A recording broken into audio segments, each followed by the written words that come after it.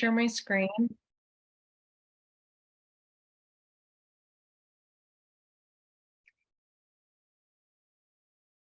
Okay, can everyone see that well enough? Looks Yes, great. looks great. Thank you. Perfect. Okay. All right, so let's go ahead and get started. As Susan said, I'm with Utah State University Extension, and I'm currently located in the Four Corners portion of the state of Utah. I've spent quite a bit of years getting experienced in orchard production among my people, and being a Diné member. This has been culturally relevant to myself as well. So here's just a glimpse of the map area. If you're looking at Utah, Colorado, New Mexico, Arizona, of the 3 tribes that I worked with to complete this research. So we have Navajo being the largest, and it is the largest Native American reservation in all of the United States. Zuni is just south of the Navajo Nation. And then Hopi is right in the middle of the Navajo Nation. It's that little land piece there.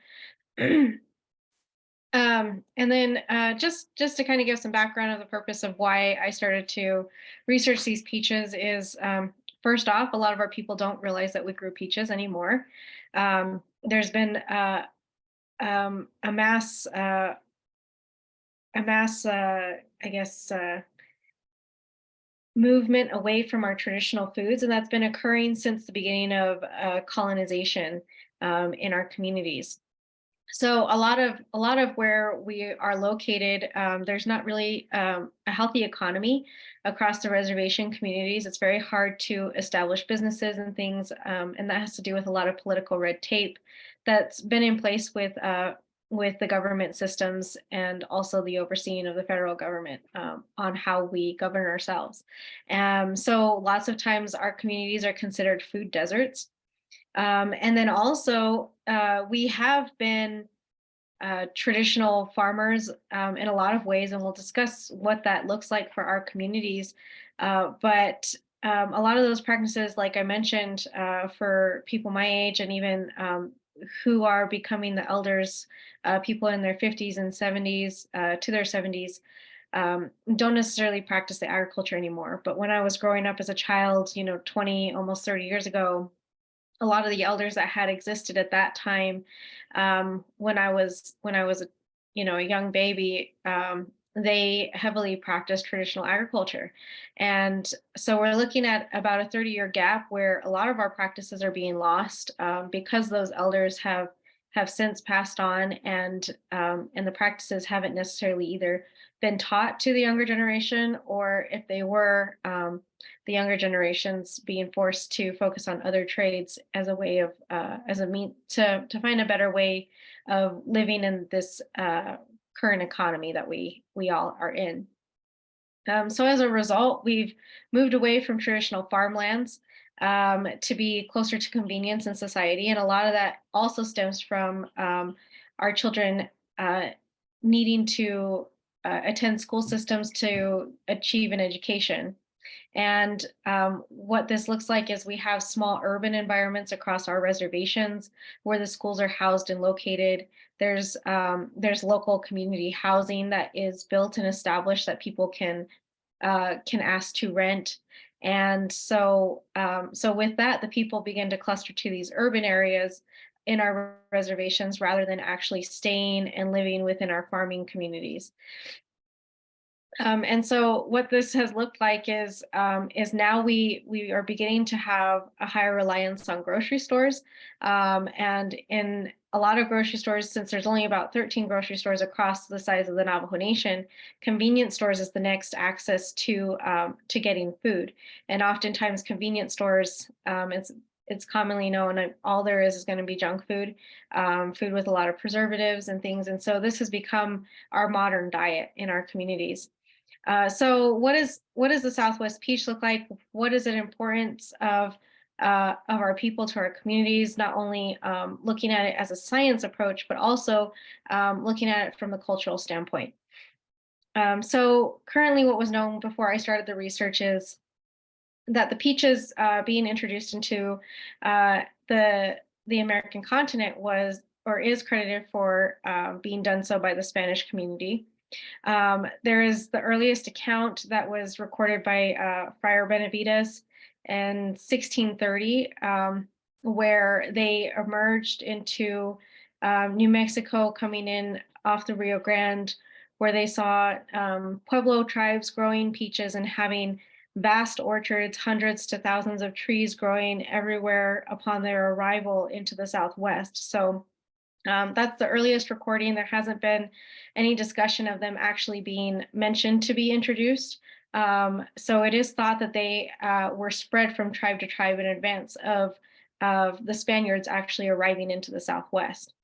Then there's a big gap in any journal writings between Spanish colonization and the additional settlement of manifest destiny from the government system coming into the West from the east of the United States. And so during the Civil War time, the Navajo people were actually being rounded up and were in the process of being moved or forced into a new land that they did not live in previously. It was outside of their home boundaries, and with that, because the Navajo people are they live very spread out. They were considered very nomadic. There was several treaties that were signed to try and make agreements that there wouldn't be any raiding between the Native American people and the people going out to the West and trying to settle.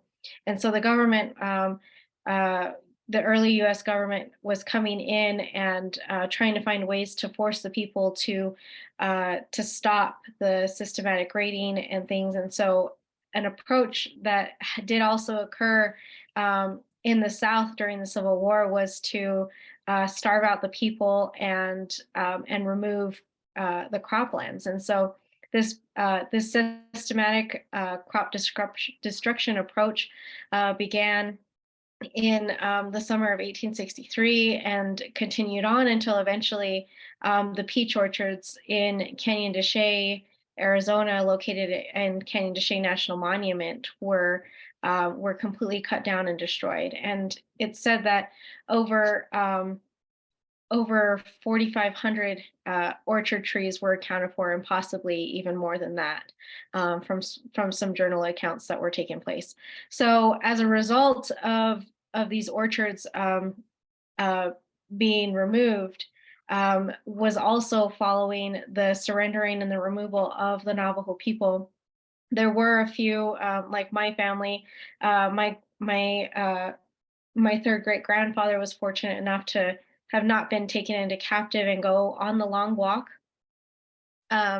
But he did hold out the communities and continued to care and manage the land out in Arizona on the western side of the Navajo reservation.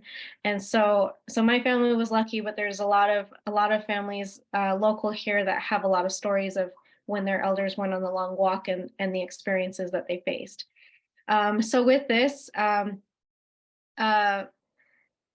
Stephen Jett, he did some oral history work, and he cataloged some of the traditional uses of the peaches in the 1970s. And so a lot of this information has come from those journal articles that he's published. And so he recorded that we seed propagated all of these peaches. There's not an account of any grafting, that they're grown as a multi-stem shrub. There's no pruning, only dead branches are removed. The fruit are very small, like the size of an apricot. And at first, we thought, maybe is this a potential outcome from not thinning fruit off the tree and also not pruning. And so that was something to keep in mind as we started to move forward with our investigation. They're all freestone. They can be white or yellow fleshed. It's very common to have them white fleshed. The way we ate them was they were either eaten fresh or they were sun dried and stored in masonry bins or in these stone cavities in the sandstone.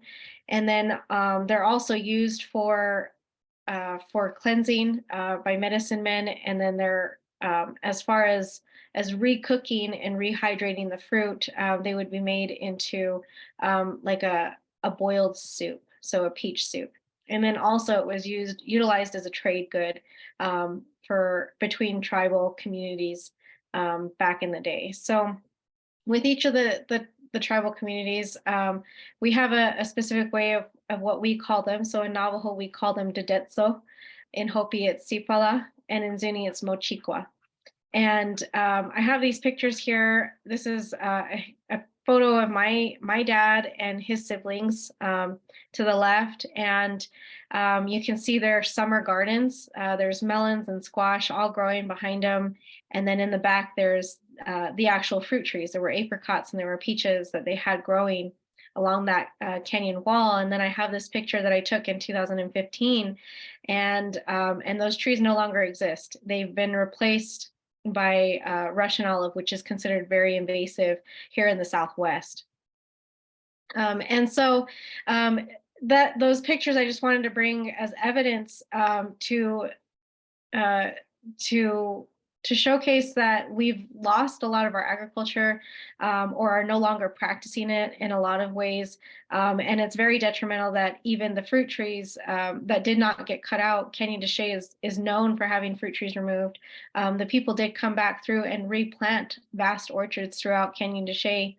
But throughout each of our communities and with a lot of other infractions that are occurring on our people, and then the removal of our people from our homelands and things, and then also not knowing these practices, we're now having our fruit tree populations reduced to less than 2% of what they originally were when the trees were being either restored back in Canyon de Chelly or even those that did not get destroyed in the communities of Hopi and Zuni. So they're very rare and hard to find. And so, which is a good reason why this research has kind of stemmed and why we've gone about it the way that we have. So with the research that I did, we wanted to be able to identify the traditional practices for how the people manage these crops. We wanted to understand if they're different between tribal communities as well, or if it's one standard practice. We also wanted to know how they related to modern peach cultivars. We wanted to be able to look at the fruit characterization on nutritional value and see how that correlated with traditional versus modern growing practices. And then also looking at the dendrochronology to determine the age of the trees and see if we can also identify management practices associated with that. So we interviewed several elders within each community. Hopi was a little harder for me to work with just because there is political conflict between Hopi and Navajo. I'm sure you can imagine with the Hopi reservation being right in the middle of the Navajo reservation, there's conflict that stemmed up from boundaries that were set in place and are still ongoing. So I was not able to interview a lot of elders from the Hopi community, but it was a great reward to be able to listen and learn from them throughout this process. So some of the questions that we asked specifically on the peaches was how were the peaches planted? What kind of harvesting methods were done? What kind of tools were used to cultivate the peaches? What kind of cultivation practices there were? And then also, are there any cultural traditions that involve the peaches? So for our people, there's ceremonies that take place throughout the year. And in a lot of these ceremonies, they're basically, we're singing prayers. That's where a lot of our songs are. And in these prayers, we pray for the plants that surround us. We pray for the animals, and we pray for our people. We pray for a lot of things. And in a lot of these ceremonies, these animals are listed. So coyote will be listed. We'll mention the fox. We'll mention the rodents, things like that. And then when we get to our food crops, we mention the plants, the trees in the forest, and we mention the corn and the beans and the squash. And in there, we also mention peaches. And so it's something that we started to look into as well. And then also, what old stories do they remember about whether it was their family receiving the peaches or even our people or tribal communities as a whole, if there's anything passed down in stories of the origin of the peaches. And then also, where were the original orchards located on the reservation? Because if there's places like what I showed you where my father grew up and there's not a single remain of a peach tree, how are we able to identify and understand where we're going to be able to reestablish peaches in our community based off of where they were originally growing?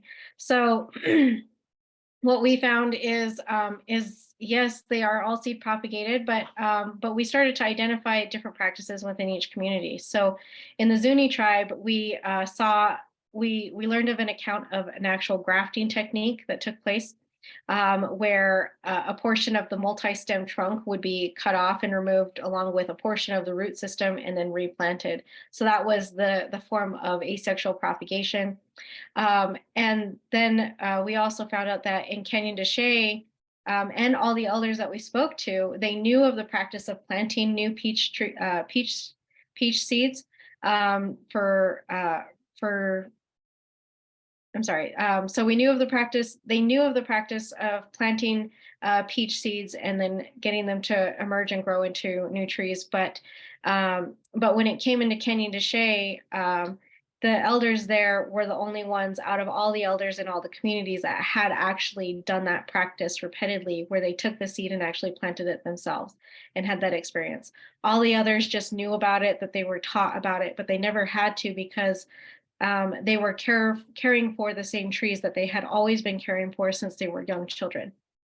Um, and then also there's accounts of volunteer seedlings growing out of canyon rocks as they indicated, where peaches were eaten and then the seed pits were thrown out. Then there were volunteer peach trees that would be growing and establishing themselves voluntarily. Pruning, only dead wood. And the reason why there is no thinning being done is because it's a cultural no-no. It's thought to that we are ending life at the start or at the beginning of the life cycle, and so to us it's like taboo. We're encouraging life to end prematurely when we do that, and so thinning is a no. Though there are instances where, like this tree, this tree was definitely overbearing on peaches this year, and half the tree limb broke off because of all the weight. And so, in a sense, it's kind of like the tree is caring for and pruning itself.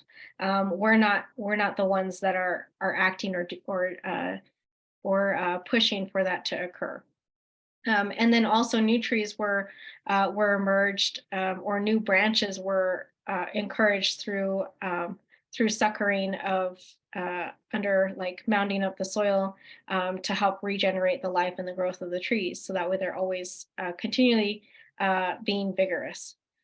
Irrigation, there was no assisted irrigation in the Zuni communities. This is a picture of the Zuni orchard that we went to. There's only about 3 trees that were still alive in this orchard, but it used to be that there were several dozen trees in this flat plain area.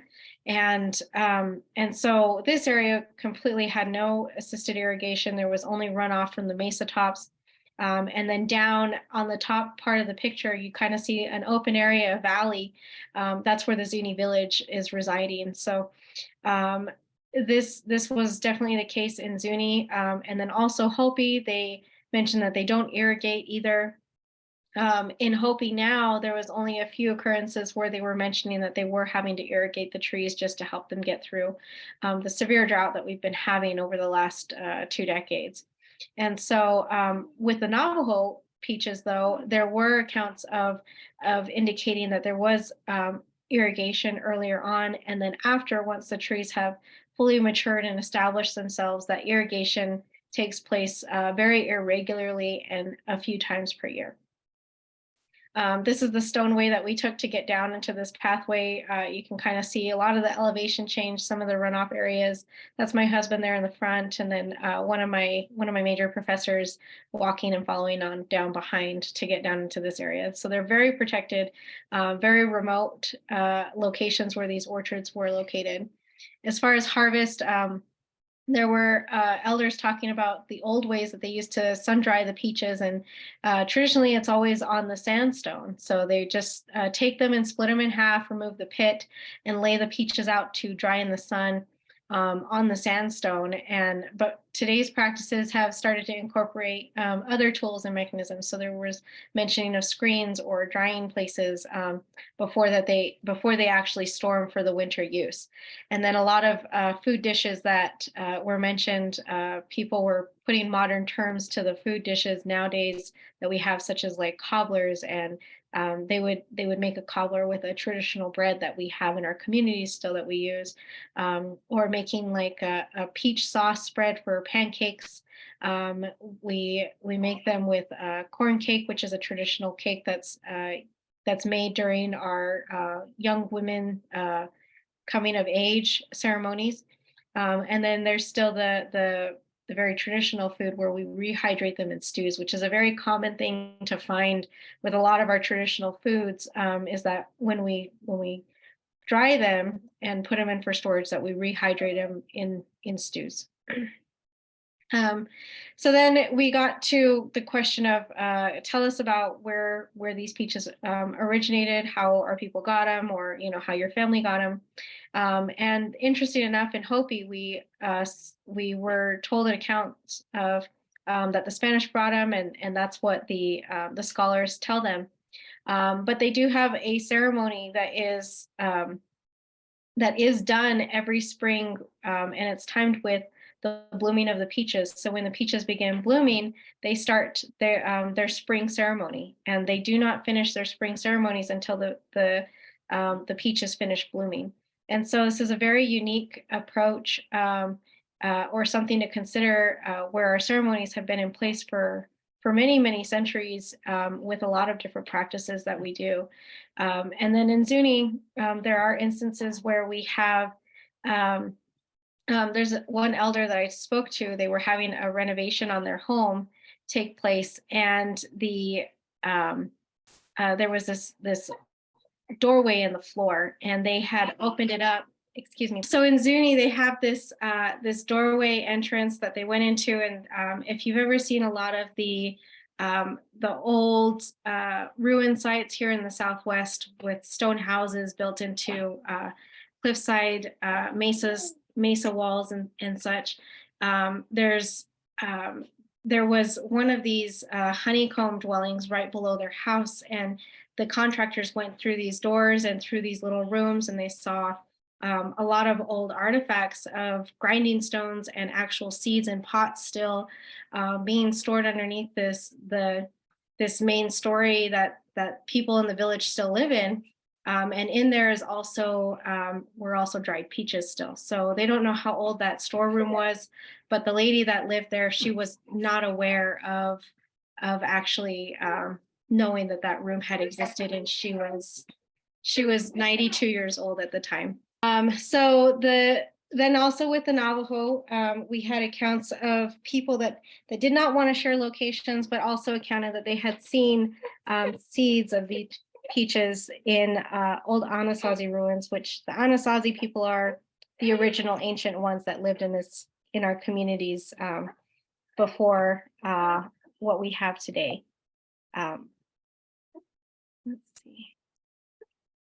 Okay, so as far as getting into the science now, so I went through and I actually went into each of these locations and began to trace down the old orchards. And so I have indicated here the locations where these orchards had existed.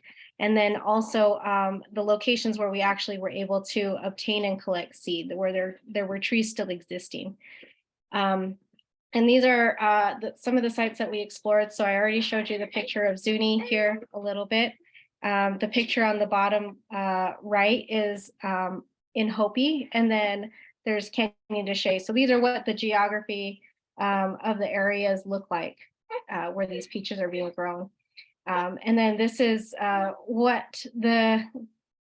this is literally, there was only 2 limbs on this peach tree that we had found in this orchard down in Zuni that we had located. And so it's just very evident to see how the drought has impacted these trees in a lot of sense.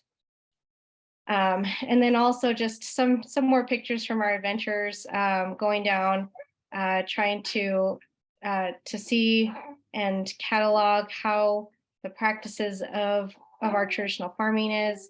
All of these pictures were taken in Canyon de Chelly here.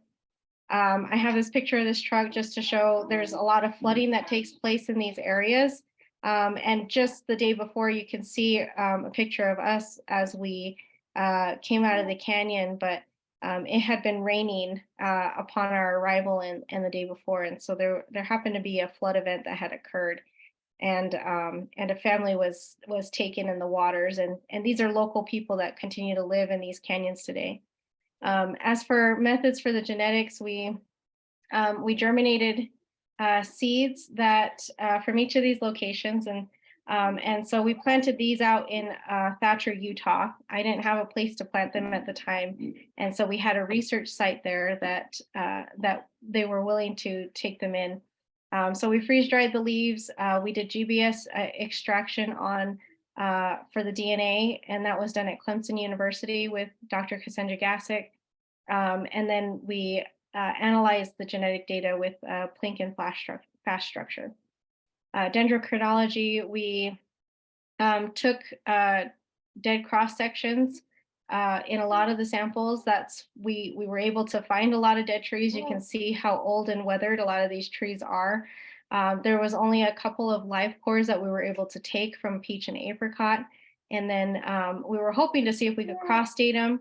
But I'll get to the results here, and that will kind of show you why we weren't able to do any cross dating. So yeah, I mean, you can see how weathered they are. We went through a lot of oil with the chainsaw just to get through and take the samples we did. With fruit collection, we had a traditional orchard that we collected fruit, and then also the trees that we planted in Thatcher were fruiting around the time that I was finishing up my research on this portion of the project. And so we were able to take them and sample them and submit them for a nutritional analysis. So when we started to look at the fruit size, we also we started to see that there was a good indication of the farming practices impacting the size of the fruit. So the blue and the gray data points on each of these graphs are peaches that were grown. They were grown in Thatcher, Utah. So we had regular irrigation taking place at these sites. And then the orange and the green data points are fruit that were collected from Navajo Mountain, that the traditional farming orchard that I showed you on the previous slide. And so we saw that the fruit that was grown with irregular irrigation practices, and then also no thinning, all the traditional practices, they were smaller, and then they had a smaller mesocarp pit ratio. We also saw that they were less dense than the fruit that was grown in Thatcher.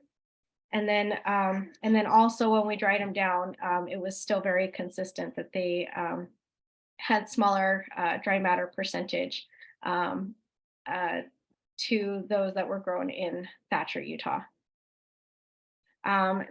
We didn't get much significant information from this. We were looking at archaeological evidence for seed collected at archaeological sites, peach seeds specifically. And we were thinking, well, maybe we can compare the size of the seed at any instance to those that are that were collected in Navajo Mountain, and also those that we are growing in Thatcher, Utah. We didn't see any significant difference, but just so you see that we did look at that and see if there was anything that we could find there. And then also we looked at the peach nutritional content here is with the results, and we compared it to the USDA standard food nutritional label for fresh peaches, and we found that they had higher calories per 50 grams of material and then also calcium was higher, fiber, carbohydrates, and total fats were also higher in their nutritional value. We saw that they had lower protein and fatty acids. Those are indicated here. And then we saw no difference in total minerals or sugar content. So the genetics is where things definitely got more intriguing. We took 20 modern accessions from the US, Mexico, Brazil, Spain, Syria, and Asia. And you can see them listed here on this cladogram. And then you can see that they're all, they've all kind of, they've grouped together very well in this instance. And so when we got to the sources of native peach seeds that we collected, we started to see that they were so inbred, basically, that they're not only inbred just in the Southwest, but they're also inbred regionally from where they're grown. So all the Canyon de Chelly peaches were closely related and inbred, similar to each other, from those that we collected in Hopi, and then also from those that were in Navajo Mountain. We had a few outliers from Hopi come up that were related to the modern accessions, and as we look at the fruit that's coming off of those, they definitely don't look like anything that that was originally growing or being accounted to grow in the Southwest. There are modern cultivars of peaches that are being introduced into our communities from nurseries. A lot of groups try and donate fruit trees, especially after what happened with Canyon de Chelly and our people during the long walk. There's a lot of humanitarian groups that do try and come in and try and help repopulate our food sources. And so we have seen some outcrossing that's definitely occurring in the Hopi community. Here's a PCR analysis that we did, or a PCA analysis, excuse me, that we did. And then also the dendrochronology study, as we continue to look at this further, we started to look at the age on a lot of these samples that we collected. And a lot of the trees that were still in existence were estimated to be at least the age of the elders that we interviewed. There was a lot of weathering you can see from the sample below. And so just speaking with other dendrochronologists, because they specialize in this area a lot better than I have, they mentioned that the weathering that they could see on these samples, that easily about 10 to 20 years were removed from the outside tree rings. And so we're estimating that these trees could range from 80 to 100 years old, just in the snapshots that we saw. In Zuni, they were a lot younger from what we were able to see. We did a basal area increment analysis, and then also a growth increment variability to see if we could determine the variability between the tree ring growth. We weren't able to cross-date them because we did not have enough samples, but also the areas that we did have more samples, like in the Navajo Mountain community and also in Canyon de Chelly, as indicated before, they did have assisted irrigation every so often. And so the tree rings were not as reliable to cross-date with annual precipitation events and the growth rate that would occur upon those precipitation events. And so we do see that there is a larger variability between the growth rings in Navajo Mountain. There is a little bit in Hopi, just because they did start to irrigate here and there, and so that encouraged additional variability. The interesting thing is Canyon de Chelly and did not have as large of a variability between the growth rings. And we think that's an instance of they do irrigate just an early establishment, but we feel like they tap into a lower water source. So they may be collecting water from the water table that's located in Canyon de Chelly. And in Zuni, you saw the way the orchard that are displayed, there was absolutely no irrigation. So those trees were only reliant on annual precipitation, and so the variability between the growth ring was definitely a lot smaller. So to conclude, we determined that each tribe has unique management practices according to their location and also geography, and then also cultural practices. and then also going along with that, that we could observe that the practices through the fruit characterization studies that we did. We also are safe to say that the tree rings and the lifespan of these trees can be 80 to 100 years at minimum. And the reason why I say at minimum is because I did see missing rings on some of the samples, so we don't know how many years that these trees did not produce a ring. We also confirmed that there was a lot of weathering on these trees. And then also considering that we don't know how old the root system is of these trees because of the practice of the sucker regeneration and encouragement of multi-stem growth, we were only able to see a single snapshot of the tree's life during this study. And then also when we pull into the genetics and seeing that these populations have existed for so long that their populations are inbred, it's an indication that that they've been around for a long time. So it's hard to say how old these practices are. When working with Cassandra Gassick, Dr. Gassick, on the genetics piece, she's definitely very experienced in her area.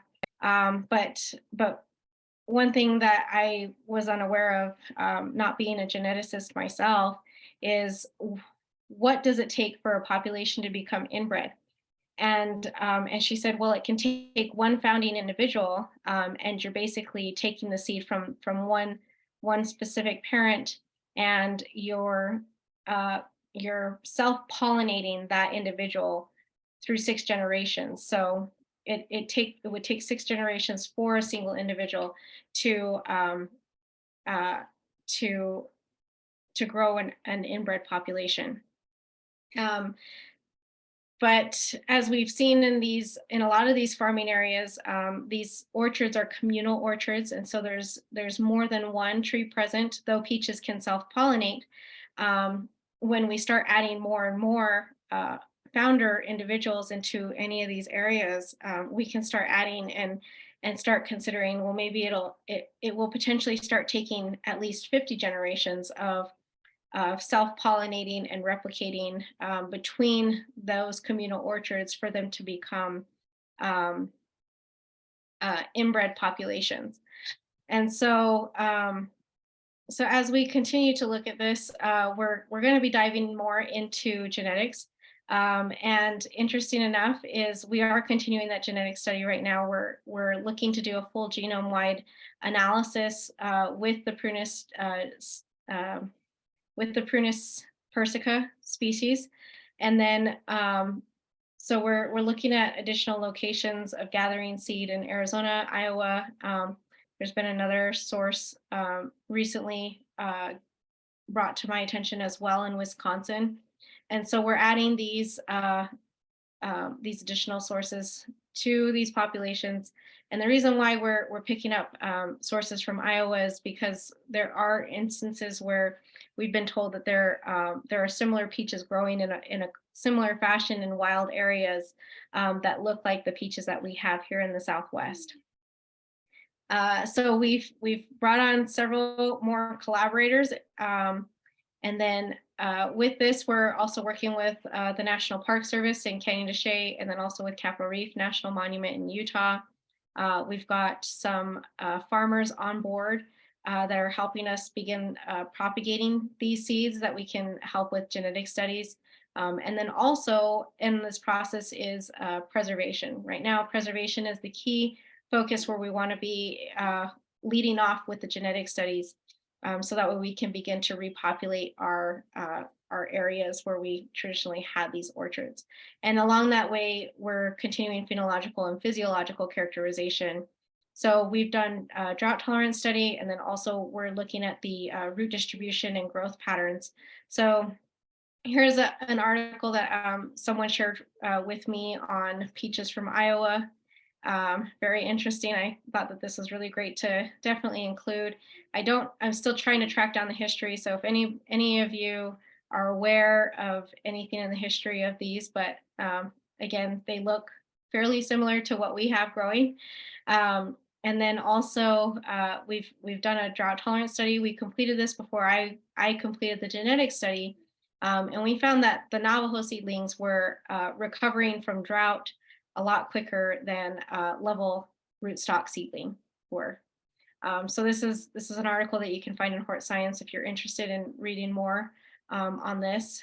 We've currently last spring we started to dig up our root distribution trial to assess the root system of these trees to see how they differ from specifically level. We've been comparing everything to level seedling throughout all of these studies to be as consistent as possible. And so some things that we haven't completely analyzed the study, there's no publication on it yet. But just from the day of harvest, the few things that we started to notice is that the Navajo seedlings had less fibrous roots. They also appeared to compete with the grass line in orchard systems. So whereas a lot of our modern cultivars, when the roots hit that grass line, they begin to just start to dive off because they struggle to compete with that the turf roots. And so so that was something that was very intriguing, that the Navajo seedlings being grown in those voluntary systems for so many years, that they are able and more ready to compete. And then also the level rootstock had smaller roots, so and then just in general across the whole. So right here, I just want to be able to acknowledge these are all the funding sources that we've had along the way so far. Throughout various projects, we've had at least 2 grants fund this project. It's been fairly minor, I think, all the work that we've been able to accomplish with just a couple of grants, and then also the tribal community partners and the people, and this list continues to keep growing as we keep moving forward. But there's just always so many people that I have to say thank you to as we continue this work. So with that, I'm happy to take questions.